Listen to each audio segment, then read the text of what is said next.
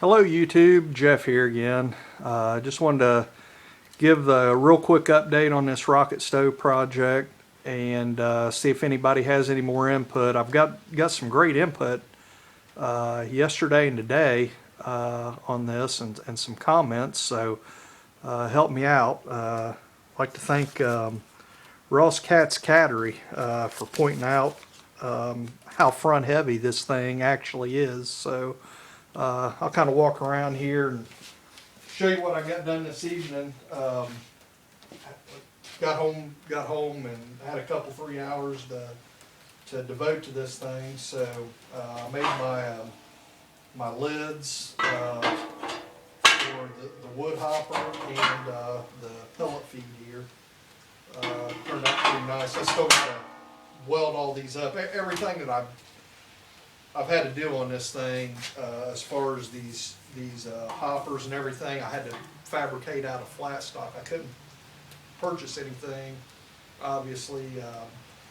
I call it dimensional steel. You know, it's box steel, rectangle shape, I-beam, channel, whatever. That's what I always refer to as dimensional steel, and I just couldn't buy any local, so I've had to make all this out of flat stock, and it's been a real absolute pain in the rear. I've used a lot of time welding wire and grinding wheels to get all this, you know, welded up and smoothed down and looked halfway decent. So wasted a lot of time and effort on it. I wish now, and you know, hindsight's 20/20. I wish I went ahead and drove to Dayton, Cincinnati, or Columbus. I'm kind of right in the center of all three, you know, pretty decent sized cities. Probably about 50 miles to each, and tracked down someplace and went ahead and made a drive and bought some dimensional steel. It would have made life a whole lot easier on this build, honestly. So even with I mean, the real heavy steel, the weight of this thing isn't bad. I mean, I can flip it, you know, sideways, front and back, pretty easy. I mean, I think I can put this in the house fairly easily by myself with a dolly. So I'm not really for sure on the weight of it. As you can see, I went ahead and just sometimes simplicity is the best thing. I just had some of this flat stock laying around that I found back behind my shelf, and just welded up a rectangular box. It's actually within the dimensions. I can spin it around here. Width-wise, it's narrower than the actual tank.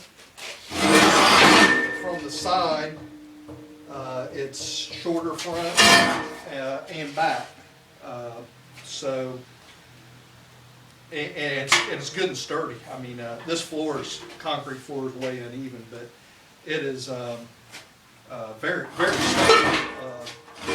So there it is. There's you know, I can finish this off if I had to put like a flat plate on the bottom, and, you know, dress it out. Would be nice. I even thought you could weld a piece of flat steel on the bottom and make a lid for the top of that, where you could actually just pull your door out, let the ash drop down, cool down, and then vacuum it out or clean it out or whatever. I don't know. And, oh, here's my door that I made with a little wood knob on it. Slides in and out pretty easy there. I fabricated this door here to go in front. I really like this round door with a little stud off to the side here, like this one is. I really like that idea. You can swing it, you know, way out of your way, and you can swing it back and basically have a nice airtight seal on the front of this. You know, as long as you've got a good, you know, good square cut on the front. This fits really good. But I ran out of stainless steel bolts, so I'm gonna have to run tomorrow and get a stainless steel bolt and a couple washers and a spring to hold tension on the front of this. So I made my pellet shut off. I know it's probably kind of hard, you probably couldn't see it, but basically just down inside, it goes over and shuts this chute off for the pellets. I can bring it up, lock it in place, and lift it up, and it just slides on this bevel right here. So simple, self-explanatory. I was going to put something inside that you lift up and down. I went with this. I don't know why, but just I guess simple, easy again. Just put it as a bear getting that thing in there after all this was already made. I know, like I said again, it's kind of hindsight. Sometimes I get like stuck in fast forward motion. I don't know how to explain it. It's like tunnel vision, or I just kind of lose track of things. And sometimes I put the cart before the horse, so to speak. So I finally finagled that thing in there somehow, shape, form, but it actually works pretty good. So. So that's basically where I'm at. Tomorrow or the next day, kind of whenever I get a couple more hours to finish this up, I've got to weld the lids up, grind all this stuff down smooth. Obviously mount the door. I've got to still weld my basket on here to correlate where the pellet chute is. And cut the exhaust in. I haven't done anything with the exhaust, so I mean that's pretty easy. I mean 4-inch hole, and let's see. I don't know if I.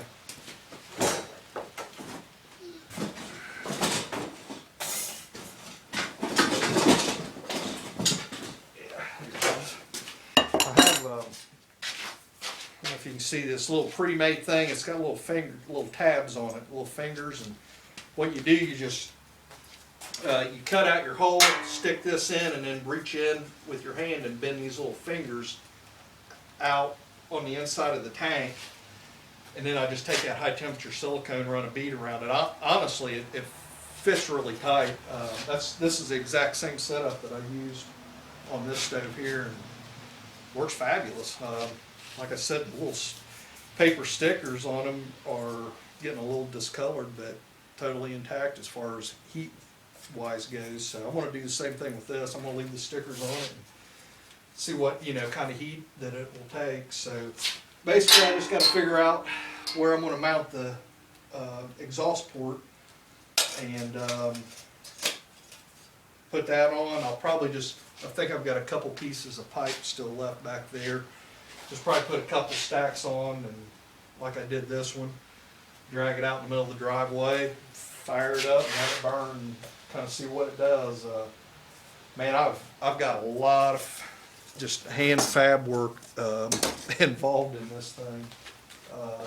Like I said, I wish I'd have went and purchased some dimensional steel somewhere. But as you can see, Ross Cascadery mentioned that the weight on the front of this thing, and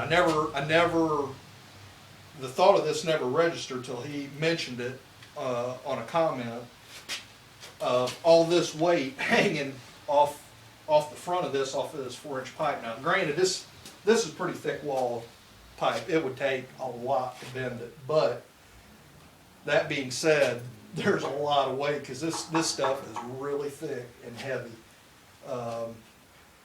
So yeah, I'd say as this heated up, if this part heats up like that one does, it's going to get pretty hot. So excellent point. What I done, I just welded a couple of tabs down here on the bottom that runs from the ash catch back over to the tank body. So welded those in. Welded a couple little tabs up here in front to kind of stabilize the pellet thing. If need be, I can weld some tabs up here. Not a big issue, but I honestly I don't really think it's needed. There's no way that this is going to get hot enough to bend in. The bottom of the stove body stays cool anyways, while this up here is going to be pretty hot. So I don't think any tabs up here will be necessary. If it is, it's a it's a 2-minute fix. I can cut a couple pieces on the saw and weld them in. Not a big deal. So that's kind of where it stands. It's raining out here now. It's been last week we was in the 20s here. A few mornings we was down to I think 22, 23 degrees. And day before yesterday it was in the 60s. Yesterday it was in the 70s. Working out here in a t-shirt and stuff, and today it's been raining and nasty, and the temperature's really dropping. So welcome to Ohio. It's kind of a saying around here, stick around. If you don't like the weather, stick around. In a few minutes it'll change, and that's a very true statement. So it's starting to cool down a little bit, and I think it's supposed to rain for a day or two more. So I might just hook this up to the stack that I have here, pull this one out of the way, move it over and burn it. Like I said, the door's right here in the driveway. If anything catastrophic happens, I can just drag it out in the driveway and let it burn. So, but there's what it is. Like I said, a couple great points that some of the viewers has brought up. I think I've addressed them. If there's anything else anybody sees that I can do differently or better or whatever, I'd love to hear the input. I enjoy chatting with people and talking with you about these things. So, who knows? If it works, it works. If it doesn't, I'll stand it up in the corner of the living room and call it art. So, yeah, there you have it. This is Jeff. Have a great evening, and I will talk to everybody later.